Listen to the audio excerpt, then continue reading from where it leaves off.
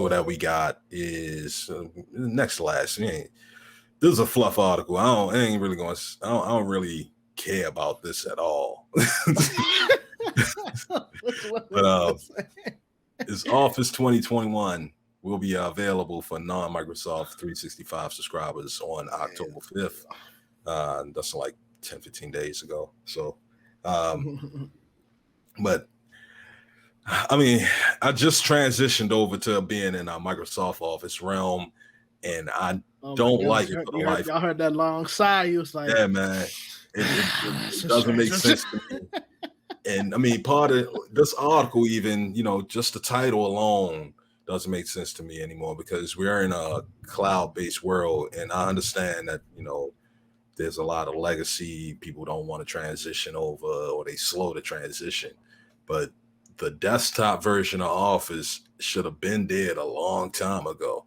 And they just keep rolling out. Like, it could be a web version out there today, and it could fully run today.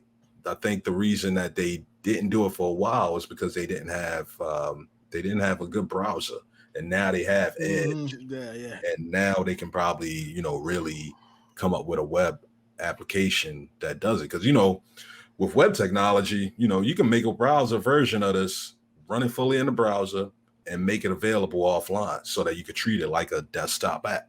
I mean, and even if you ain't got a connection to the internet, you can just press that icon, it opens it up, got a little window, don't look like a browser, and you can just run your application right there. But they my man, go ahead. No. Well, I was going to ask, so how that will work when it's, I guess more so, I don't know, server side or client side, how it will work, but let's say that it is, maybe this is an opposing view, right? But we just got done talking about like if it's internet, just having the internet being restricted to internet access, or the internet access point, if you will, is that if it's a online app, but let's say you're trying to access it and access it when you're not, anywhere where the internet is. Let's say you're trying to, you're flying on an airplane and you're trying to pay that $20 an hour for the internet. How would you then, be able to work on, your Microsoft, your Excel or your Word? Because I assume, and you're more of the, I guess, on the developer side, Mike. But like, if you need to open it up or access would it be they need to access the web first and then have that window open? And it's no, because if it's its own app, let's just take like Google Docs, Google Spreadsheets, those are considered its own application. You could download that application and have it run it fully on your local computer. And what they call it's usually a button on the side that says, like, when you go to it on the website, there's a button usually in the menu somewhere, or sometimes it may pop up in the address bar, a little plus sign. It'll say install this app. And essentially all it's doing is just, downloading all the files that make that web app work on the browser, but you can just run it locally. The only real concerns is for, what file you want to actually access, because most of your files may actually be in the cloud. So you got to also make sure that you're telling it to make sure your files are offline also. So even when it comes to you working on stuff, what you brought up, because I'm like, why would I ask that question? I got Google Drive on my computer, right? But the only thing I have to worry about is like the syncing. Like when you get back on the internet, what it would take for those files to sync up. So I mean, be it that when we're talking about these apps that don't have, it's not like storage intensive, right? It's not like a video file, like you're doing any type of like Adobe type of work, anything like that. I think it would be good, it would work. And even then, they like Aviary, like a lot of these, the only reason that they haven't flipped over to like making a full web apps is because they still trying to figure out how to keep it locked down where they can make a profit off of it. So like Adobe, a lot of the video features, there was a company called Aviary that was out, that was basically Adobe in the cloud. Yeah, I mean, it was Adobe. You could just go to the website. You had Photoshop, you had Illustrator, you had all these video editing software, but it was on a website. You go to it, you can run your stuff right there. You can actually download it like a what they call a progressive web app, the web apps basically, and you can just save it on your computer, do it locally if you wanted to. Adobe bought that company and shut them out, and you don't hear nothing, no capability that's like that. I mean, because they want to make sure that when it's capable, they the ones that do it. Yeah. I mean, so like they bought this company that is capable of doing it.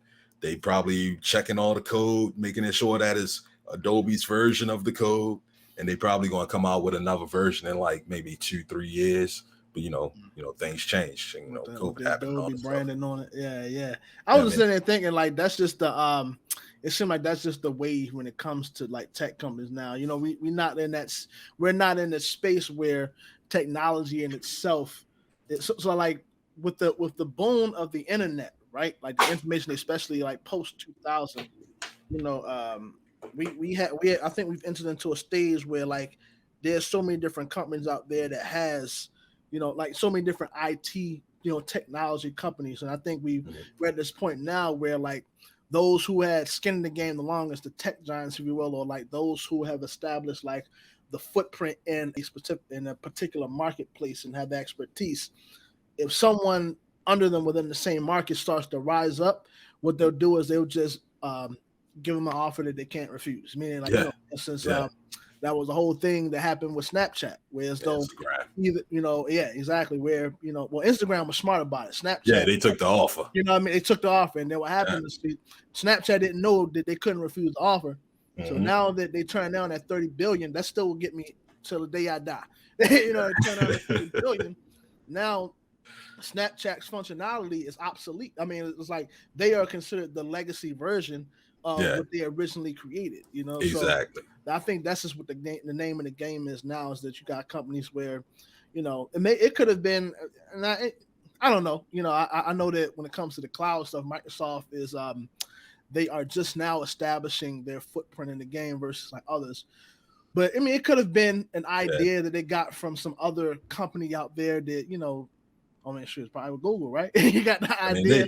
They slow to get to the cloud, but they had so many customers that was ready for them. Yeah. It was like they had all these, because, you know, they had all these desktop enterprise customers. They were just like, you know what, we want to go to the cloud, but we want to go with you, Microsoft. So we'll wait till y'all ready. And when they got ready, I mean, they quickly became number two because they already had the old enterprise, you know, clientele. Whereas, like, you know, Google, they never really got in the enterprise. Amazon was just first with it. I mean, they were just kind of the first company to really push the cloud agenda. So they had to market off of that. And then they had like cheap servers and stuff like that. So, you know, I feel like when it comes to the cloud, Amazon is like, you know, the Walmart of it, Costco's. I mean, so it's like they got quick accessible stuff, but it's not necessarily the best. It's just quick and accessible. So like that's their realm. Microsoft, they got the enterprise secured platform. I think Google is more like the scientific and academic, you know, startup cloud platform for a lot of people. But like nonetheless, Microsoft with their 365 platform, like it's like they wanna push it out there, but they really only just did it as far as they need to be proper competition with Google. Like they're not really pushing it to be like the leading platform where Office 365, like originally they were like, yo, Office 365 is all about your life. Anywhere you go, everywhere it's 365, you know, all years or whatever. Not 360, but 65. I mean, but every day of the year. Yeah, it should have been 360, right? They had the Xbox 360. Yeah. 360, but they chose 365. But like once they had just enough people to believe in them again to say that, you know, we're continuing the future. You don't need to go to Google. Once they had enough people protecting trusting in them, they just sort of slowed it down again. You don't really hear much about OneDrive getting new functionality, new features. You don't really hear much about the new Office 365 getting too many features. It's slowly rolling out, but you always hear about the latest, greatest Office 2021 doing desktop. And it's like, why y'all push so much money in this when you know it's technically a dying field, and it's really just because it's an easy sale.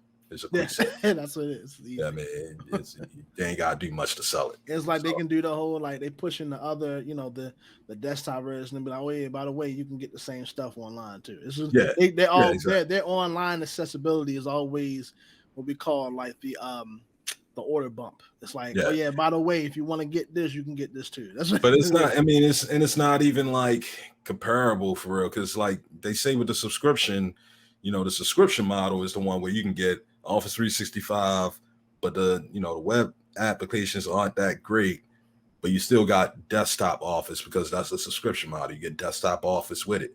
This is really for Office 2021. It's just for people that, what this article is about. It's really for the people that don't have the Office 365 subscription. So this is for people that's just I don't want to be online. I just want to buy it for my computer and be out.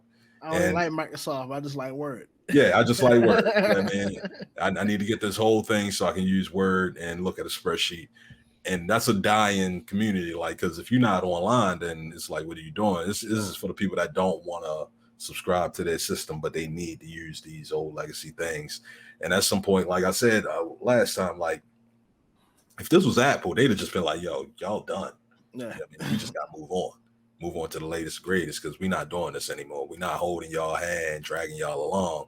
But it's Microsoft, and they play with the pub. They play good. They play well with the other companies because they don't want to shake no feathers. I mean, they don't want to shake no branches and none of that. So it is what it is. I think it comes down to the model goes that with Microsoft, they try to maintain. They hold on to their legacy customers, where Apple is constantly rolling out different things to get new clients. I think it's what it is. Yeah.